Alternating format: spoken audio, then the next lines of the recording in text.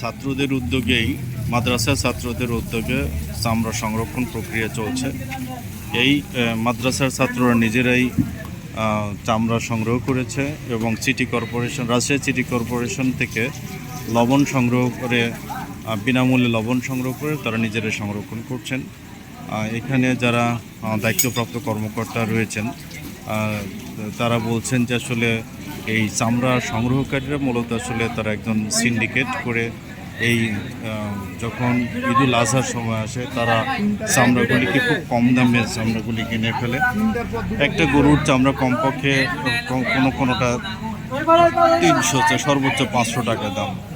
সেইখানে এখানে লবণ দিয়ে এই চামড়াটা সংরক্ষণ করলে যখন একটা পর্যায়ে যখন আসবে তখন ট্যানারিতে তারা 1100-1200 টাকা দিয়ে এটা বিক্রি করতে পারে। এইটার জন্য বলছে আসলে মাননীয় প্রধান উপদেষ্টা ডক্টর মোহাম্মদ ইউনূসের একটা বলিষ্ঠ নেতৃত্ব। সে বলিষ্ঠ নেতৃত্বের মাধ্যমে আসলে মূলত এই চামড়ার যে সংরক্ষণ একটা প্রক্রিয়া সেটা প্রত্যেকটা মাদ্রাসায় সেটা দিয়েছে। বিনামূল্যে যারা সংরক্ষণ করতে চাইবে তারা বিনামূল্যে লবণও পাচ্ছে। তো আজকে আমরা রাজশাহীর একটি মাদ্রাসায় এটা এসেছিলাম। এটা দেখতে পাচ্ছি যে এখানে 30 জন ছাত্র মোট 6টি দলে ভাগ হয়ে তারা এই চামড়াগুলো সংরক্ষণ করছে। কেউ চামড়া আনছে, কেউ বা লবণ দিচ্ছে, কেউ বা লবণ পাওয়ার পর সেগুলি নিয়ে আসছে। দেখতে পাচ্ছেন লবণ সংগ্রহের মাধ্যমে চামড়া সংরক্ষণ করছে। আমি একটু কথা বলি, এক ভাই মাদ্রাসার এক ভাই, নাম কি ভাই আপনার? শাকিল হোসেন। কি করছেন আসলে? চামড়াতে লবণ মাখছেন। কেন চামড়াতে লবণ মাখছেন? সংরক্ষণ করার জন্য না? কেন সংরক্ষণ করবেন? পচে দুর্গন্ধ হবে, এইটাই? আর কি কোনো কারণ আছে? পরে একটু বেশি দামে বিক্রি করা যাবে তাহলে মাদ্রাসারও একটু উন্নতি হবে, তাই না? এটার জন্য যেতে এই কাজ করতে কেমন লাগছে আপনার?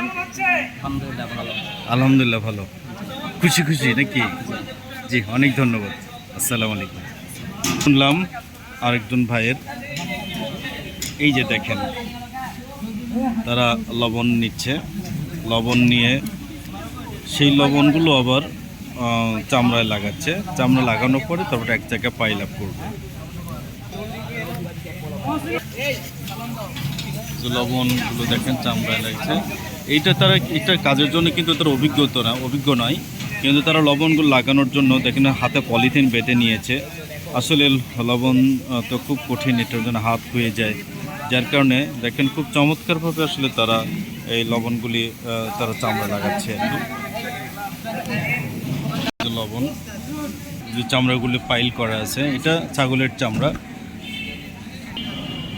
এই মাদ্রাসার কর্তৃপক্ষ বলেছে তারা আজকে প্রায় 450 শুধু গরুর চামড়া পেয়েছে এবং ছাগলের চামড়া যতগুলো অসংখ্য ছাগলের চামড়া রয়েছে। একটা ছোট্ট শিশু, সেও আসলে এই ছাগলের কি মজা, খুশিতে কাজ করে যাচ্ছে।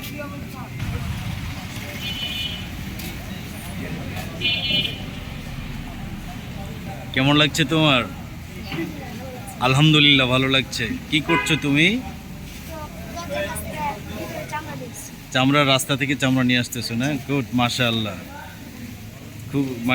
খুব মজা লাগছে, তাই না? এই চামড়া দিয়ে কি হবে?